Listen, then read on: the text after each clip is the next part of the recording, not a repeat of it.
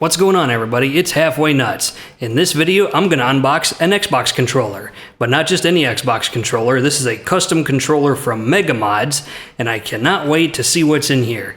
Do not go away.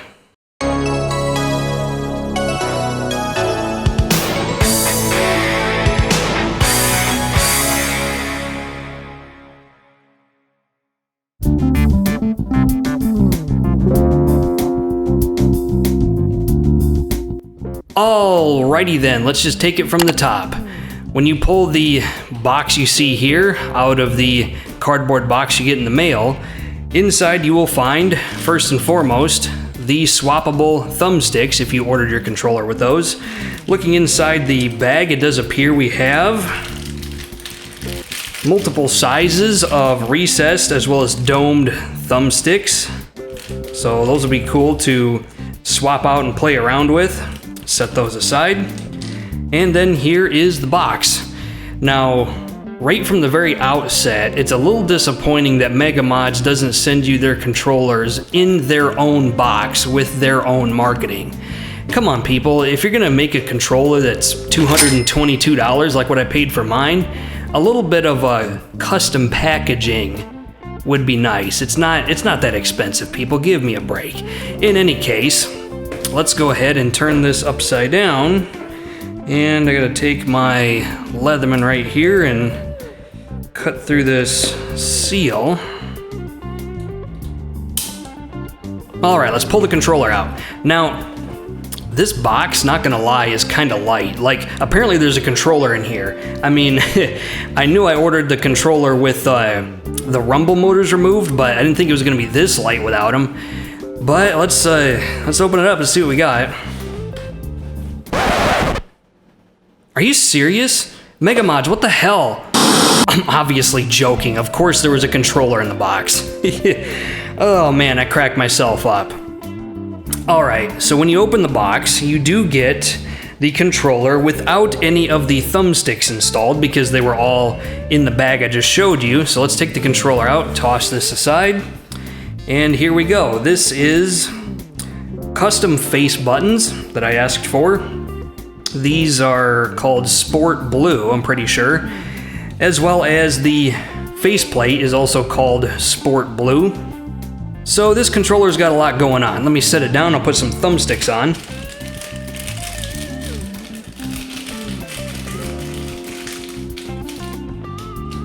Alright, I got a set of domed thumbsticks on the controller. These come on and off just with friction. They're just kind of compression fit on there, but they're compression fit fairly tight. They're not just going to come flying off there accidentally like.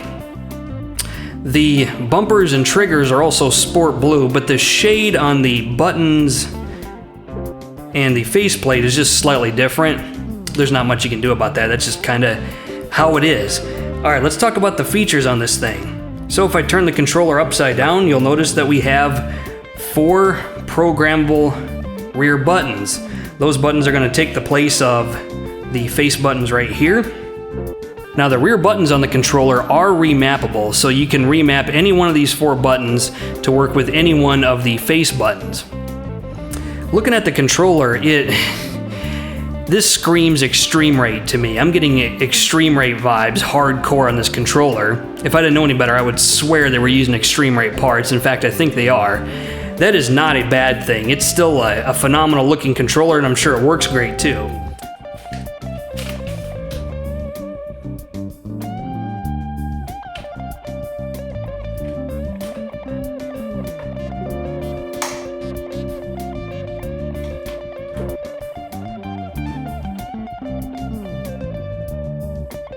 Alright, let's try remapping one of the buttons. Now, there's no instructions on exactly how you're supposed to do that came in the box, so you're gonna have to go to Modz's website and figure that one out. But that's exactly what I did. So we are going to try to remap a button right here. So suppose I wanted to remap X to K1 on the back side of the controller. I would have to first depress the X and hold it, and then promptly depress the K1. Let me turn the dedicated switch on. There should be a blue light, and then I hold the X button and the K1 button for 3 seconds. You see how it blinked 3 times? That means it has been successfully remapped. So you would do that with all of the buttons you want to remap, and then you would turn the dedicated switch back off and the blue light goes off, and then you have a fully remapped controller. Now, for those of you who might not know, the reason you have these rear buttons on a custom controller is so that you can do things like aim down sights and move around and jump at the same time. So I can just hit these rear buttons. Otherwise, if I wanted to move around and aim down sights and jump at the same time, for example, I would have to take my finger and like do this, and it's a really awkward grip position. Not so with this. This makes gameplay and doing complex maneuvers like that much easier.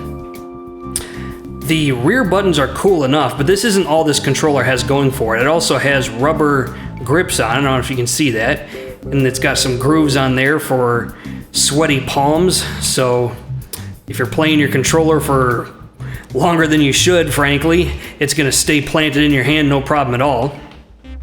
It also has adjustable triggers. So if you see right here, I press the trigger and it's your normal 15mm trigger pull, but then I can take this button right here and pull this up.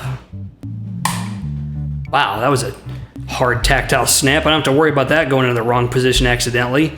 But now, take a look at this. I have a click trigger for first-person shooters. Listen to that. That is what I'm most excited about. I cannot wait to get this into an FPS game and try this. That is awesome. Now, is all this customizability worth it? Well, I guess that's for you to decide. You know, the fact that I can make the buttons and the faceplate any color I want that's available on their website, and they have a lot of different color combinations. They've got these hard colors. They've also got semi-transparent ones. You can make it a completely clear controller where you can just see through it. They've got all different graphic designs, hydro dipped, all sorts of things. But I think personally, with all these added features, I mean, they start with a stock Xbox controller and make it into this this really insane kind of custom controller with these back buttons and the triggers. I think I got my money's worth out of this. It's just my personal opinion. So all these rear buttons and click triggers, that's all great in theory, but now we need to talk about where the rubber meets the road. So let's take this into a game and see how well all these features actually work. Alright, here we are in Fallout 4.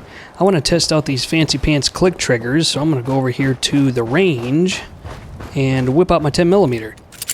Now, the click triggers are supposed to reduce the trigger pull down to about 1.5mm.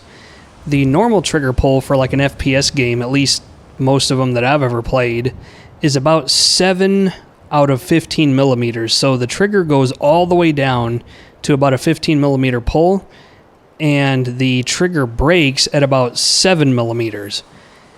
That makes it to where a lot of people will have like jerky trigger pulls, especially if you're not good at shooting games, I guess. The only way to avoid that is to either get really good at trigger reset fundamentals, where you just learn not to pull the trigger all the way and just kind of learn where it breaks. But that takes a lot of practice. You know, one of the other things you can do is get these fancy click triggers. So I have the click triggers turned off, and I'm going to ADS and just ease down on the trigger until it breaks. Should be right about here. Yeah. About 7 out of 15mm, just under halfway. Alright, I'm going to go ahead and put the click triggers on. And I put them on both sides, and so ADSing and shooting should be about a 1.5-ish millimeter pull. So I'm going to go ahead and ADS. Whoa. That is freaking awesome. That was an ND. That was like negligent discharge. I'm not joking. Oh man, that is no trigger pull. That is craziness. That is just nuts. You know what? I need something that has a much higher rate of fire. You go over here to the vault and grab something. thing. What do we got here? Let me see. This one, Furious Security SMG. That's got about 116 shots per second, semi-auto rate of fire. This, we'll come back to this. So, I'm going to go over here with the Security SMG, and I want to try to spam the trigger. See if it's any faster with the click triggers enabled. So I'm going to turn the click trigger off for this one. And I'm going to ADS and just start blasting.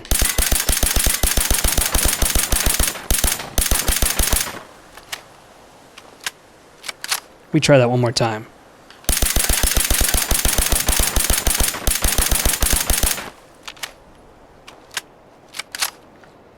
All right, now I'm going to try it with the click triggers turned on. Let me see.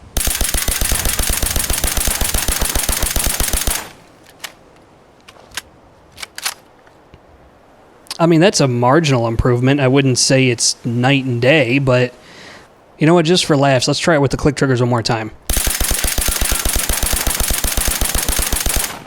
See, that one was even better than the last one, so I think it just depends on how fast you can spam that trigger. It gives you a little bit faster trigger pull, but not much.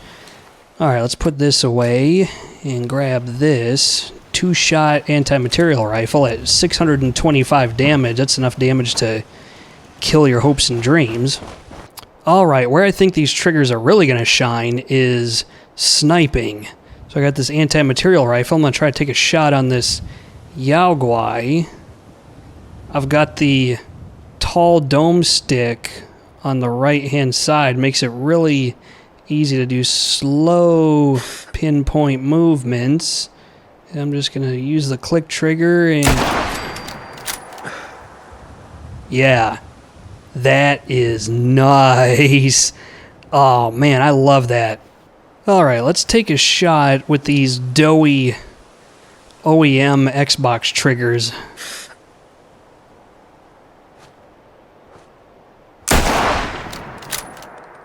Really?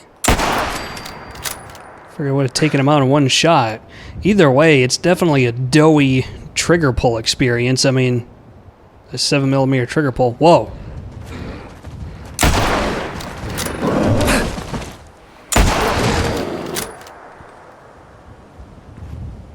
I mean, that doughy 7mm trigger pull will get it done in a pinch, but I definitely love them click triggers. Alright, let's try something else, just for shits and giggles. Here we are in Grand Theft Auto 5. Now, these click triggers only allow you to depress the trigger to about 1.5 millimeters, like I said before. Well, what happens when you try to drive a car? Because the same triggers that allow you to ADS and fire are the same triggers that you use for the brake and the gas, respectively. So, I got the click triggers engaged on both sides. Let's just see what happens. I've never tried this before. I have no idea what's about to happen. Whoa.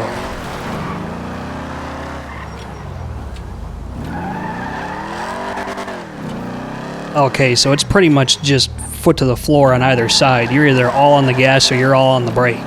There's no in-between.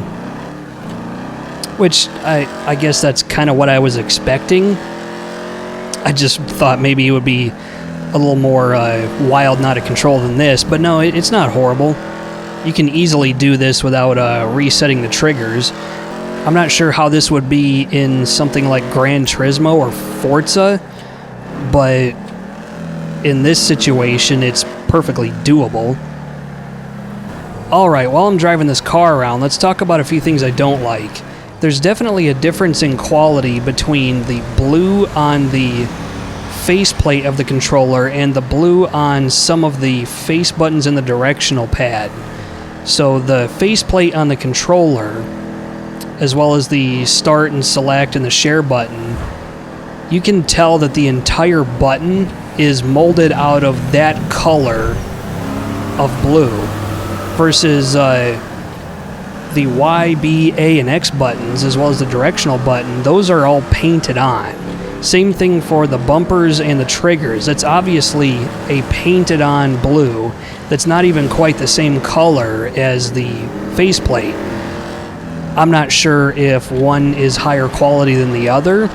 I mean, I may own this controller for who knows how many years and never have to worry about the paint coming off of the buttons or the bumpers or the triggers. I mean, and you know what? The warranty on these controllers is frankly trash, especially for the price you pay at $222, I think is what I paid for this. They give you a 3-month warranty, or if you add an a la carte option while you're building the controller, you can option for an extra cost a 12-month warranty. That's sad. Come on, folks. I mean, if I'm paying this much for a controller, it should be a 2 or even 3-year warranty for the whole thing. Minus stick drift, obviously, because they didn't put new thumbsticks in this. It's got the potentiometer crap that Xbox uses, so I don't expect them to cover stick drift, but everything else, it's like, come on. All the equipment that you put into this controller, you should easily be able to warranty that for 2 or even 3 years. I mean, come on, people, this is not difficult.